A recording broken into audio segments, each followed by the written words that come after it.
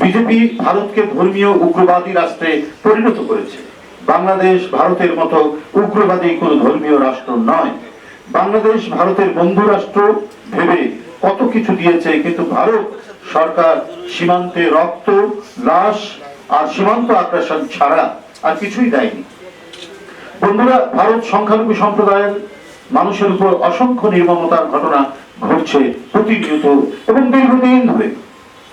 সেসব নিয়ে দেশটির কোনো সংকোচ বা অনুশোচনা নেই, কিন্তু বাংলাদেশে তাদের মাস্টার প্ল্যানের পরিস্থিতিতে তারা অযাচিত উদ্বেগ, উগ্রতা প্রকাশ করছে। সেই পরিস্থিতি কিছুই না, দুই একটা বিচ্ছিন্ন ঘটনা, কিন্তু তাদের মাস্টার প্ল্যানের অংশ হচ্ছে বাংলাদেশকে অস্থিতিশীল করো, বাংলাদেশ যেন স্বাভাবিকভাবে চলতে না পারে। এইটাই হচ্ছে তাদের একেবারে এটা একটি আন্তর্জাতিক মাস্টার প্ল্যান, কারণ এখানে বাইরের একটি দেশ এর মধ্যে জড়িত বলে এদেশের মানুষ মনে করে। যে সীমা অতিক্রম করেছে, যার সীমা অতিক্রম করেছে, ভারতের ভূমিকা ডাবল স্ট্যান্ডার্ড। তাদের নিজেদের দেশে মুসলিম, খ্রিস্টান, নিম্নবর্ণের, দলিত, হিন্দু, শিখ সহ সংখ্যালঘুদের কোনো নিরাপত্তা নেই। তারা বাংলাদেশের অভ্যন্তরীণ বিষয় নিয়ে অস্থির। বিশ্ববাসী জানে হিন্দুত্ববাদী ভারত সংখ্যালঘু নির্যাতনের আতুরঘর। বিশ্বের 1 নম্বর বর্ণবাদী দেশ হলো ইন্ডিয়া। সে দেশে মুসলমান নাগরিকদের উপর নানা জুলুম, নির্যাতন করা হচ্ছে বছরের পর বছর ধরে। সংখ্যালঘু মুসলমানের বাড়ি ঘর বুলডোজার দিয়ে গুড়িয়ে দেওয়া হয়। গরুর মাংস খাওয়ার অভিযোগে সংখ্যালঘুদের প্রকাশ্যে পিটিয়ে হত্যা করা হয়। কয়েকদিন আগে উত্তরপ্রদেশের উপনির্বাচনে 5 জন মুসলমানকে পিটিয়ে হত্যা করা হয়েছে। যে ভারত সংখ্যালঘু নির্যাতন রাষ্ট্রীয়ভাবে সম্পন্ন করতে অভ্যস্ত, তারা বাংলাদেশের সংখ্যালঘু নির্যাতনের কাল্পনিক অভিযোগ তুলছে। হিন্দু উগ্রবাদী একটি সংগঠনের সাবেক নেতা ও বাংলাদেশ সম্মিলিত সনাতনী জাগরণ জোটের মুখপাত্র চিন্ময় কৃষ্ণ দাসকে অবৈধ কর্মে লিপ্ত থাকার অপরাধে ইসকন থেকে, সে যে সংগঠনটি করত সেখান থেকে বহিষ্কার করা হয়েছিল। সেই চিন্ময়কে রাষ্ট্রদ্রোহীর অভিযোগে গ্রেপ্তার করা হয়েছে। তার পক্ষে অবস্থান নিয়েছে হিন্দুত্ববাদী ভারত। রাষ্ট্র হিসেবে ভারত কি শিশুর উপর অত্যাচারকে পৃষ্ঠপোষকতা দেয়? এটাই তো একটা বড় প্রশ্ন দেশের মানুষের। চিন্ময়ের বিরুদ্ধে যে অভিযোগ, সেটা ইসকন, তাদের যে সংগঠন, তারাই করেছে। কি অভিযোগে থেকে বহিষ্কার করেছে, যেটা আমরা জেনেছি।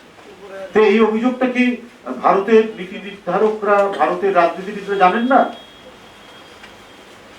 নিশ্চয়ই জানেন। তারপরেও তার অবলম্বন করা, তার মানে কি শিশুর প্রতি যে নির্মমতা দেখানো হয়েছে সেটাকেই সমর্থন দেওয়া। কাশ্মীরকে মুসলিম শূন্য করতেই নির্যাতন চালাচ্ছে ভারত। আপনাদের আসামের কি অবস্থা? আপনাদের মণিপুরের কি অবস্থা?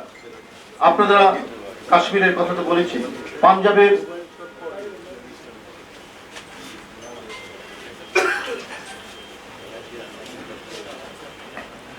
শিখদের কি অবস্থা? কানাডা তাদের দেশে আপনাদের নিষিদ্ধ করে দিয়েছে। আপনারা কি করেছিলেন এত গোটা বিশ্ববাসী জানে। কি ভয়ঙ্কর, মানে ভারতীয় ফ্যাসিবাদ, বিজেপির ফ্যাসিবাদ এত সর্বগ্রাসী, এমন আন্তর্জাতিক করে ফেলেছে যে কানাডাতে সেখানে গিয়ে ভারতীয় একজন শিখ নেতাকে হত্যা করছে ভারতীয় গোয়েন্দা সংস্থা, এবং আমেরিকাতে এটি টার্গেট করতে গিয়ে তারা ব্যর্থ হয়েছে। এরপরেও আপনারা বড় বড় কথা বলবেন। আপনারা শত শত মসজিদ ভেঙে মন্দির বানান, গরুর মাংস খাওয়ার অপরাধে নিরপরাধ মানুষকে পিটিয়ে মেরে ফেলেন। আগে নিজের দেশ সামলান, শান্তিরক্ষী বাহিনী আপনার দেশ ইন্ডিয়াতে মোতায়েন করুন। খুব দরকার, বিশেষ করে কাশ্মীরে আর আসামে ও মণিপুরে। ভারতে প্রধানমন্ত্রী নরেন্দ্র মোদীর 1 দশকের শাসন আমলে দেশটিতে ধর্মীয় সংখ্যালঘু মুসলিমদের অধিকার ক্রমশ কমে আসছে। সংশোধিত নাগরিকত্ব আইন সিএএ মুসলিম বিরোধী বলে অভিযোগ রয়েছে। দেশটির একমাত্র মুসলিম অধ্যুষিত জম্মু ও কাশ্মীরের বিশেষ রাজ্যের মর্যাদা বাতিল করেছে মোদী সরকার। অযোধ্যায় বাবরি মসজিদের স্থানে নির্মিত হয়েছে রাম মন্দির। একদিকে রাজ্যে গরুর মাংস বিক্রি করা নিষিদ্ধ করা হয়েছে, মুছে ফেলার উদ্যোগ নেওয়া হয়েছে মুঘল আমলের বিভিন্ন নাম ও স্মৃতিচিহ্ন। যুক্তরাষ্ট্রের মানবাধিকার প্রতিবেদনেও ধর্মীয় সংখ্যালঘুদের অধিকার লঙ্ঘিত হচ্ছে বলে উঠে এসেছে।